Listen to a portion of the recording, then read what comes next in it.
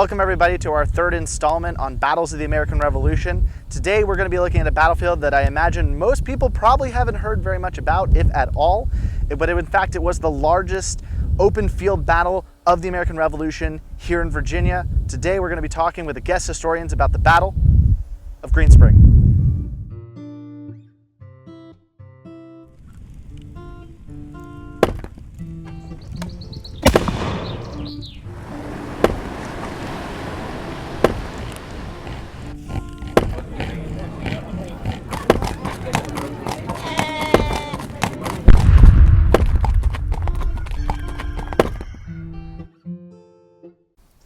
All right, well, welcome everybody. My name is Andrew Raha. I am a costume interpreter with the Jamestown Yorktown Foundation, and I work in the camp at Yorktown.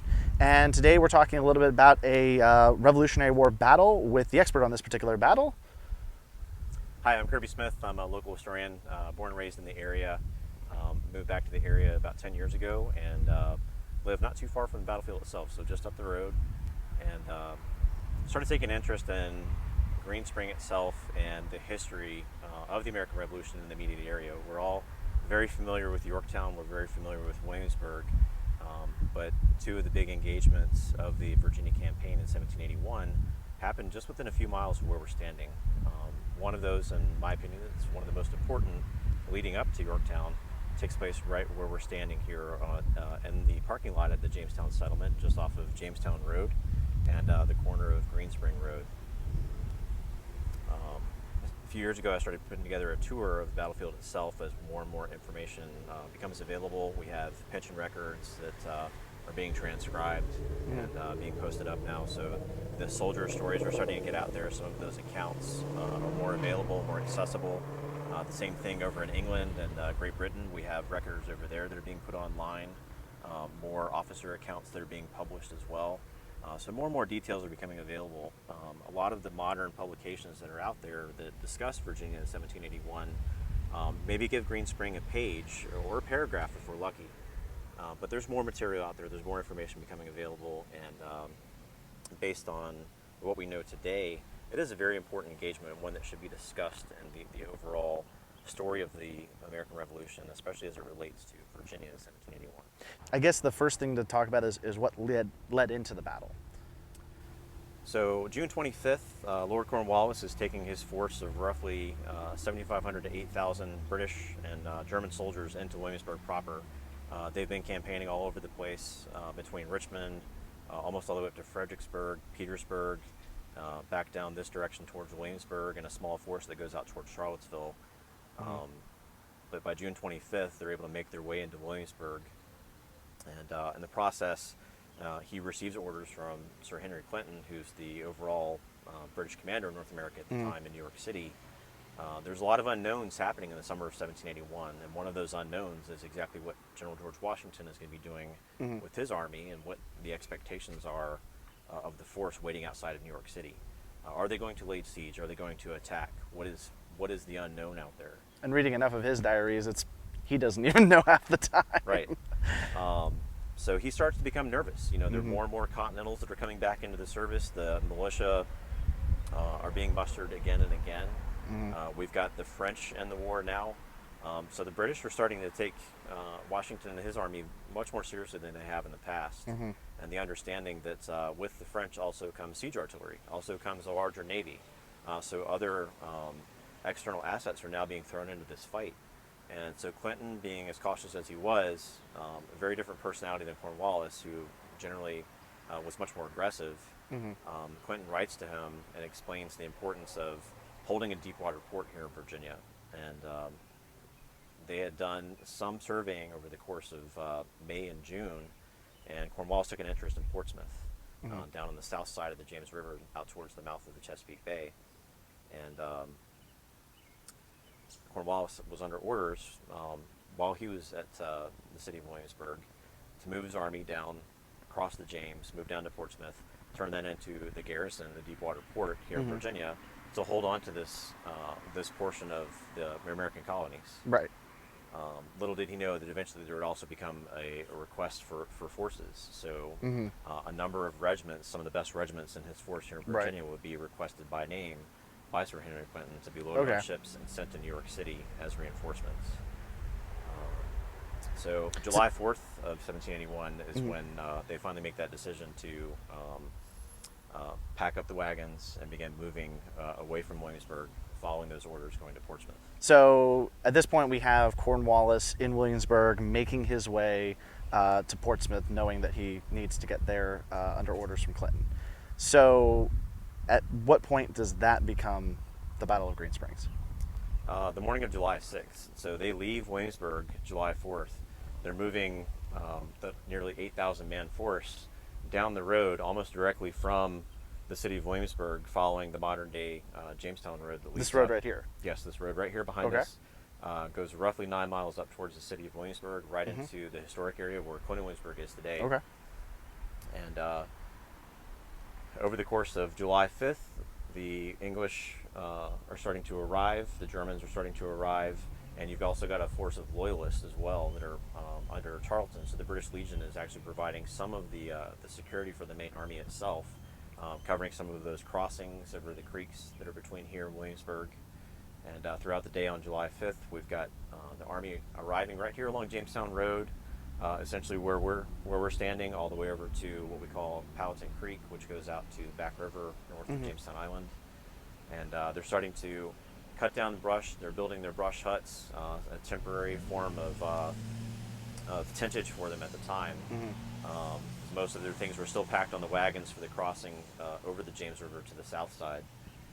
And while he's encamping here throughout the day on July 5th, he is putting some of his men across the river at this point. They're actually going to go from where we are here at the Jamestown Settlement site in Glasshouse Point. They're going to take a small ferry over to Jamestown Island, where the National Park Service and Preservation Virginia are today. And there's a ferry that crossed from there over the James River to a town called Cobham on the south side. Okay. Cobham doesn't exist today. It's about a mile down the river towards the mouth of the bay. And we'll have Colonel Simcoe and his force of loyalists, also a handful of Hessian Jaegers under Captain Ewald that'll cross with the beginning of the baggage train. So throughout the day on July 5th, we do see a portion of the force moving over to the other side. And while Cornwallis is establishing himself here along Jamestown Road, meanwhile we have General Lafayette with his force of roughly 5,000 to 6,000 Continentals, Virginia militia. He's got a handful of mounted cavalry as well, some of them mounted riflemen that have showed up. And they've been moving between where modern day Tyrese Plantation is over on Route 60 and New Kent County, and the western part of James City County, starting to move closer to Williamsburg. He's been watching Cornwallis's movements up to this point. He has a number of scouts, a number of militia that are mounted, that are out on the roads trying to figure out what Cornwallis's moves are. Right. And he gains word that Cornwallis has already started crossing his force. Okay. And the assumption by the end of the day on July 5th and the early morning hours of July 6th is that the bulk of Cornwallis's army had been moved across the James River with the assistance of the Royal Navy to begin that movement down towards Portsmouth. And Lafayette has not had a general action directly with Cornwallis up to this point in the Virginia campaign, and realizes that this could be the golden opportunity. This could be the opportunity to take on a portion of the British Army, to prove not only himself but prove the force underneath him. All these men just recently have come together to form this force to claim some sort of victory, even if it's just a small one, against a rear guard left behind by Cornwallis. So the intelligence is out there. The word is passed. It makes its way back to Lafayette. Lafayette, his army is actually spread out, so he's very cautious and has learned from previous mistakes not to keep his army all in one place. So he actually has the Continental Force, the force of Virginia militia, and the mounted riflemen. They're all spread out. They're in different places, which is going to play a factor into the action here at Green Spring. So he receives that intelligence, begins to move his force from what we call Norrell's Mill, or Chickahominy Church, that area, which is only about 9 miles to our northwest, down the road towards Jamestown. He's got mounted riflemen out in front. These Virginia militia, many of them are very experienced, know what to expect if they're engaged. Many of them are veterans dating back to 1775. Some of them veterans prior to that, and they're coming down the road the morning of July 6th, and about where the modern-day Green Spring plantation site is itself, just off of Centerville Road, which, as the crow flies, is about 2 miles directly from where we're standing here at the corner of the Jamestown Settlement. That's where the mounted riflemen under Lafayette, who's actually has General Anthony Wayne in charge of the force that's moving down that morning, they begin to engage a picket line of the British Army. So this is really kind of the beginning of the Battle of Green Spring. Starts in the morning hours of July 6th. The assumption is these are men that are just put out in a picket line to help guard the rear guard that's left here on this side of the James River. They're unsure of the numbers at this point. They just know that there's a small portion of the British Army that's still here. And throughout the day, all the way up until about 3 o'clock in the afternoon, we'll see this skirmishing happening back and forth between the British picket line, which consists of the 76th and the 80th Regiments of Foot. So both proven regiments at this point, although the 80th is the least experienced of any of the force under the British at this point. All right, well, I suppose that gives us the framework for the kind of the opening stages of the battle. So I guess we're going to go ahead and get onto the actual battlefield a little bit and take a look at that, and maybe go into what actually ends up happening through the rest of the fight. Okay, great. All right. We'll walk down the road here, and we're going to go just down the trail. And before we cross the road, we'll talk about some of the terrain and kind of how that plays an overall factor in the battle itself. All right, fantastic. All right, so we've changed locations a little bit, and we are now a little bit further up Jamestown Road, and we're going to go ahead and discuss, because I'm definitely curious about this, what were the British doing as Lafayette was planning his attack on the British? So throughout the morning of July 6th, as the British picket line is skirmishing with the Virginia riflemen up the road, just on the other side of Green Spring Plantation proper. Specifically, up which road? Up this road. So just behind us, off Okay. in the distance here, this is modern-day Green Spring Road that actually leads out to the plantation site itself, Right. which is a little over a mile and a half down the road from where we stand. All right. And one of the things that really becomes a factor in the battle itself is some of the terrain around here, which most folks in the area, when we think about Williamsburg, it's fairly flat, but there is just enough terrain around here for it to provide some sort of military advantage in 1781. Right. Even as much as the area has been farmed over the course of a couple hundred years at this point. So we've got the British skirmishing with the Virginia riflemen a little over a mile and a half away on Green Spring Plantation itself. While that's happening, Cornwallis is forming up the remainder of his army where we're standing. So the encampment is stretched out here along Jamestown Road. Okay. We've got 2 lines that are being formed at this point under Cornwallis's force. So he's going to form them into two main lines. The first line is going to consist of the 80th Regiment of Foot, the 76th Regiment of Foot, the couple of companies of the 43rd Regiment of Foot, and that's going to be from left to right. So we've got the 80th, the 76th, a couple of companies of the 43rd Regiment of Foot, and on the right we've got the Light Infantry Battalion that's under Colonel Abercrombie. All right. And the second line, we've got a number of German regiments and Hessian regiments that are here as well, formed up from left to right as well, going up the road here. And on the right of the second line of the British Army, we've got the 23rd Regiment of Foot, which is a very experienced veteran regiment that's been here in North America, has seen action, portions of it starting in 1775 at Lexington and Concord. So 23rd Regiment of Foot, and the 33rd Regiment of Foot, which is actually General Cornwallis's own regiment.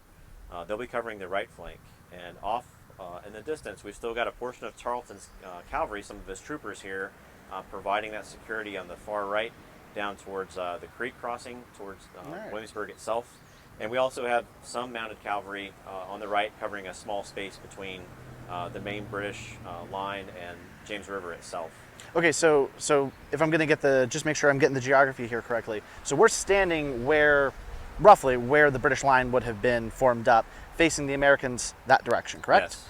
And so when we're talking left and right, the left flank for the British is going to be down the road this way, the right flank's down the road this way? Yes. All right, so, and Jamestown Settlement, which we just came out of the parking lot of, would have been on the left flank. Correct. Okay, awesome. Yeah, so the British. Just help people who come over here and see this all for themselves can actually get an idea as to where everything is. Oh, of course. Yeah. And so as that force is being formed up here along the road, they're taking advantage of a rise in the terrain. So there's just enough of a slight rise here along Green Spring Road itself. You can see just off in the distance where the cars are headed here, there is a slight rise, and it's just high enough that the tallest man standing in the British line would still be concealed from the far end of the road, the field off in the distance where the American army is going to be coming down under General Wayne, taking advantage of a couple of things, not just the rise in the terrain itself, but there's also a small line of trees on the left side of the road here, just off in the distance about 200 yards from us. So small line of trees, we've got that rise in the terrain, concealing an entire army under Cornwallis right here along Jamestown Road. They're formed up, and Cornwallis's expectation is that Lafayette has been wanting to have a direct action with him over the course of the last couple of months. And that little bit of intelligence, it's one of those things that we still don't have a lot of good evidence for, but there are mentions in several different accounts about that information, that intelligence that Lafayette receives about there just being the rear guard here under Cornwallis, but Cornwallis trying to feed that information. So how did it get there? One of the stories is that there is a slave that the Americans meet on the side of the road who passes along that information that he had seen Tarleton, that he had seen a small force of the British Army left here on the north side of the James River. And Lafayette grasps that information and sends scouts out. So his scouts are along the James River. He goes down and makes an observation himself at one point across to the south side of the river, and notices that there is a British force on the other side. And that British force has actually been there, unbeknownst to him, for at least 24 hours under Colonel Simcoe. And Colonel Simcoe is given instructions by Cornwallis to display himself on the other side of the river, to make it seem like his force is much larger than it is.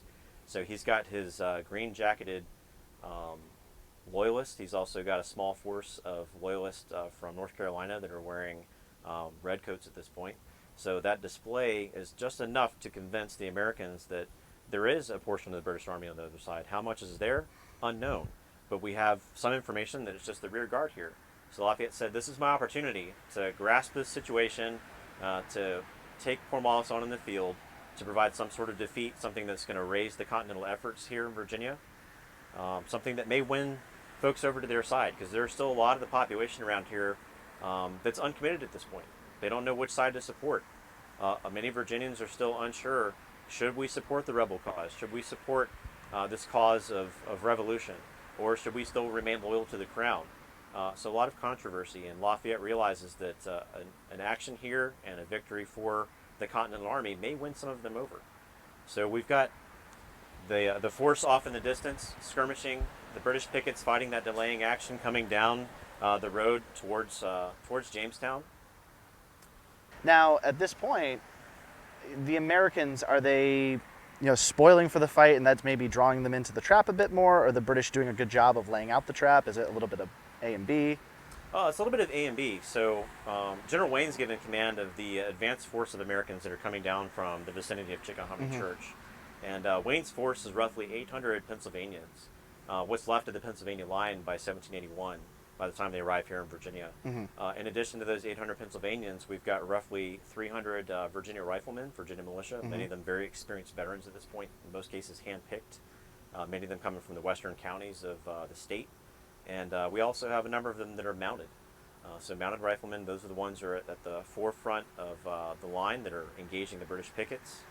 And Wayne is chomping at the bit to get into the action here. He wants to take on Cornwallis. He wants to take on the British line.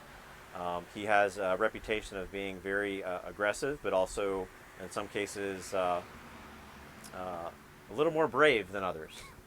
So he takes advantage of the information that they have, that they're just being a rear guard here, and pushes his force down the road towards the British. So they've got that little nugget in front of them that the rear guard is here. And then by the time they get onto the field, the riflemen have pushed the skirmish line back across this open field. And they talk about going around a copse of trees. And that copse of trees, we'll point to that here in a few minutes. On the other side of that, they get into the open field and they see two artillery pieces out in the open of the field. And as they arrive on the field, and General Wayne observes these two artillery pieces that Cornwallis has essentially set out as bait, he knows that two abandoned field pieces is a little bit more tempting for Wayne. So not only do we have a rear guard, but we have two artillery pieces that are abandoned as soon as the Pennsylvania line comes onto the field. The artillerymen are given instruction not to engage, so no shots are fired, and they fall back into the wood line. Does this not at all seem suspicious, or is this something that would have been realistic for that circumstance? I think there's a little bit of realism at this point. So there's some unknowns as far as what British force is here. Who are they engaging? Are they engaging an inexperienced force at this point? Okay. The artillery pieces, could they be moved? Is there a rush to get them across the other side of Right. the river? So a little bit of an unknown there. But So it Wayne, wouldn't have immediately seemed like to everyone else around them an obvious trap.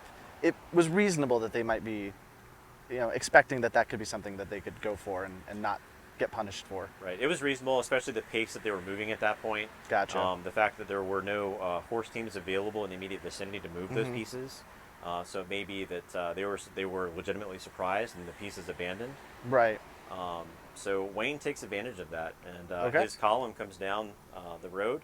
They talk about crossing the causeway. So there's actually a causeway, and if you drive modern-day Green Spring Road, you can see on either side that it's actually very swampy north and south of the road. That's the causeway that we see today as we're driving the modern road. So the Pennsylvania lines coming down in columns. As soon as they get to the open area, they start to form a line of their own. 800 men formed in a line. You've got Virginia riflemen covering the right flank and covering the left flank. Those Virginia riflemen are the ones that have been engaged throughout the morning with those British pickets. So now Wayne is essentially in a position to see the British pickets have fallen back across the field. Those two artillery pieces have been abandoned. We've got his line laid out. We've got the British Army here just beyond the rise, hidden from the main body of American troops. We've got movement across the river, still displaying to convince any observers that Cornwallis's army has moved over to the other side. The only thing that remains here is a handful of British forces. All right. So I suppose now we're going to go ahead and I believe at this point you want to move on to some other locations where we have so places to check out. we're gonna walk down the trail here. We're gonna take the Capitol Trail and All right. go about a half mile up to where the battlefield markers are today. So there are some historical markers. It's a small pull-off. It's about 8 vehicles, and we'll go up there and we'll talk about the core of the action itself, the afternoon of July 6, 1781. All right, fantastic. Let's go ahead and head up there. All right, so we've changed locations again, and now we are pretty close to where the fighting took place. And so we're going to talk a little bit about, now that the trap's been set, what actually takes place in the course of the battle. So I'm going to let you take over for that. Okay. So we left off. We've got Wayne's forces are in a line of battle. We've got the Virginia militia to the right and to the left, covering both flanks of the 800 Pennsylvanians of the Pennsylvania line. And just behind us here, we've got the battlefield markers themselves, which is essentially the core of the battlefield. So where we're standing here, just off of Green Spring Road, right across from the horse farm here, this is the core of the battlefield. So this is where a bulk of the fighting takes place over the course of about 45 minutes. Wayne's forces come out of the wood line. So behind us, we've got a copse of trees here, a line that actually extends down to the James River.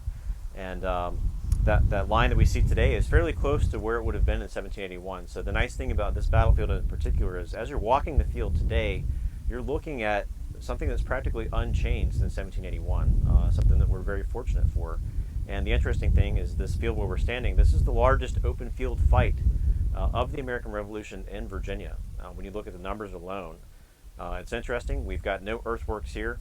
There's nothing that's been thrown up as a defensive line on either side. We just have two armies in the open, in a line of battle, that are tearing each other apart for about 45 minutes. And in some cases, that fighting gets very, very close. So Wayne's forces come out of the line. They have those two artillery pieces that are set out as bait at this point, something that Wayne, for a short period of time, hesitates, observes the pickets fall back into the wood line, observes the artillerymen abandon those two pieces, and about that time, as he begins to move his force out of the field towards those two artillery pieces, is when Cornwallis springs his trap. So he would have been coming out of the wood line back here, coming across this open field here, and that's when Cornwallis in the wood line over that way comes out to engage him. Yeah, so immediately behind where the camera is, where we're standing, there's a wood Right. line there, and that is essentially the wood line that goes along where the 4-H camp is fairly close to where that would have been in 1781, and it hides that terrain that we talked about just a little bit ago, going down to Jamestown Road. So we've got that rise in terrain there. We've got a line of trees, and out of that line of trees, Cornwallis's army advances. So we've got roughly that front line is about 2,500 men, maybe 3,000, that extend from the river almost down to the crossing point on the road where Powhatan Creek is today. And the interesting thing is, and one of the things that a Pennsylvania officer mentions in his diary, talks about how the British line is formed at this point. So we often talk about tactics and how they change over the course of the war. The British have changed their tactics. They're not shoulder to shoulder at this point, so they're not standing side by side. They've actually got, and what the American officer observes is they have about an arm's length between them and that front line, and they've got a spacing between the front and the rear rank, which I believe also is one of the advantages the British have when it comes to casualties. Mm-hmm. You know, they're not bunched together. The American force under Anthony Wayne is shoulder to shoulder. They've been trained those same European tactics over the course of Valley Forge just a couple of years prior.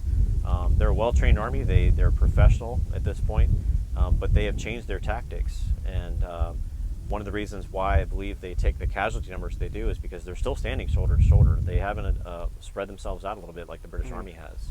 So Cornwallis' army advances out of the wood line there.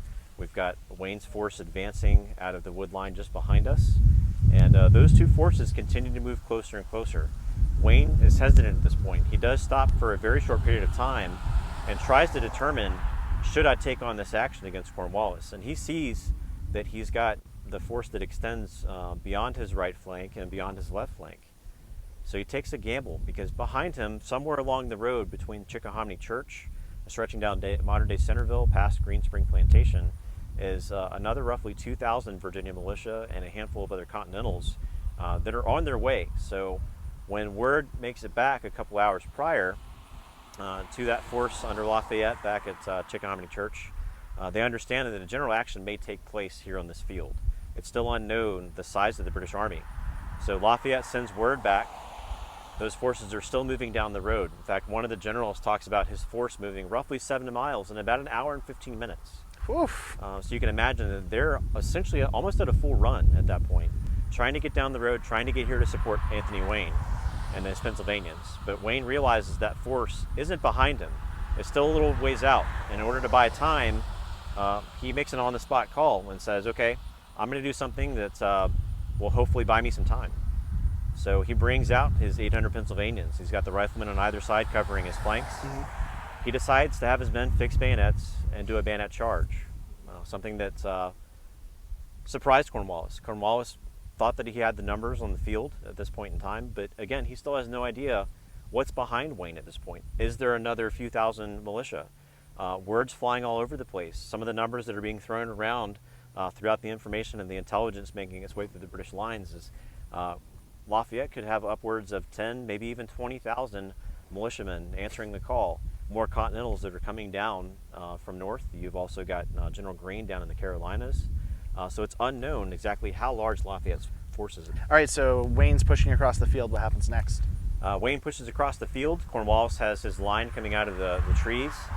And Cornwallis is actually, he holds up the line. And this is an interesting point in the war because Cornwallis is leading the field army directly. He's right behind the 80th and 76th Regiment of Foot. So those Lowland and Highlander Scots. And he halts the line just long enough to hesitate, to buy a little bit of time for Wayne, because he's unsure exactly what's behind Wayne's forces at this point. And after a few minutes, he begins to move that line forward again. And at that point, we've got the left and the right flank of the Americans starting to pull back a little bit. We've got those riflemen that are beginning to falter, but they're taking their cue from the Pennsylvanians at this point. So the Pennsylvanians are being devastated. We've got the British line approaching. The American line has halted. About where the markers are right here behind us is about as far as the Americans advanced that day, and they're halted. The British Army moves forward, and they get pretty close. We talk about close action here, something that we don't see with a lot of the siege engagements and a lot of the examples of other fighting here in Virginia. They're 60 paces away at one point. That's the closest that they get. One of the officers in the Virginia militia side walks the battlefield about a week after the battle and counts the cartridge tops, and then says it's 60 paces between both lines. So we know how close they were. We know that they were, for about 45 minutes, just firing volley after volley into each other. The Americans taking devastating fire from the British. The casualty figures, when you add up the wounded and the killed, is roughly 100 wounded, majority of them Pennsylvanians, some Virginians on the flanks. You've got upwards of 30 killed in action, and that's between the Pennsylvania line, that's between the Virginia militia, and also you've got 3 artillery pieces here, most of them 6-pounders under Harrison's regiment of artillery. Okay.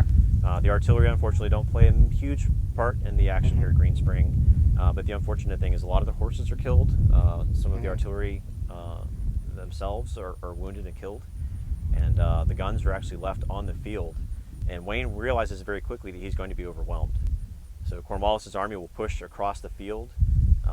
We've got Wayne's Pennsylvania line beginning to be devastated by that fire, and Wayne isn't going to have enough time for those reinforcements to come in to save the day. So he relies on those experienced militia on the left and right to cover the retreat. And the Pennsylvania line, depending on which accounts you read, some will say it was an organized retreat. Others will tell you that it was an all-out sprint back towards Chickahominy Church down the road. So by the end of the day, some will say it was sunset that essentially ceased the fighting here. I think a lot of it had to do with Cornwallis really wanting to move his force across the river at this point. Daylight was burning. He wanted to finish moving his troops across and meet that deadline given to him by Sir Henry Clinton to move his force down towards Portsmouth. Gotcha. So late in the day, we've got the Pennsylvania line broken. We've got the British Army advancing,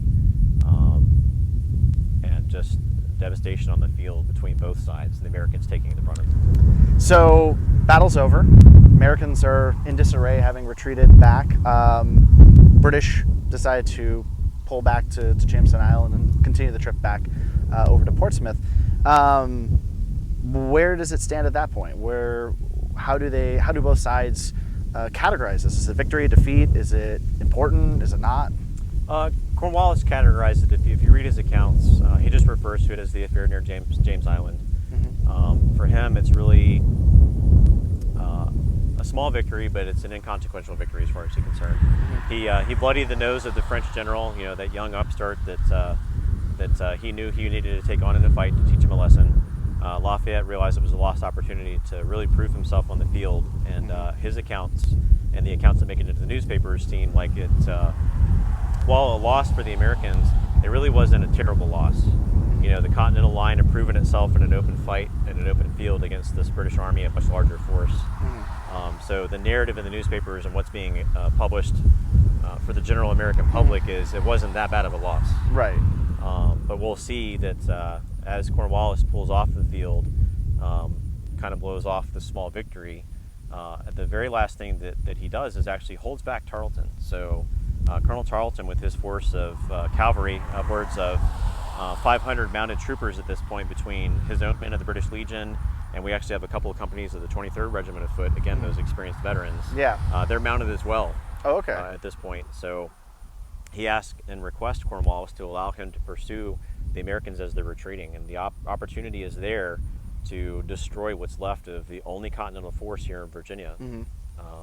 And not only just the Continental force, but we're talking about a force of experienced Virginia riflemen and militia.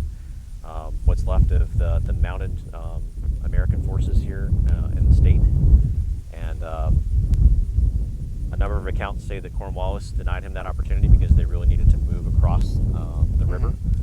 There's also the excuse of the sun setting. We look at the historical light data from the time. The sun really doesn't set based on what we know today, and some scientific evidence. It doesn't really set until 7:30 p.m.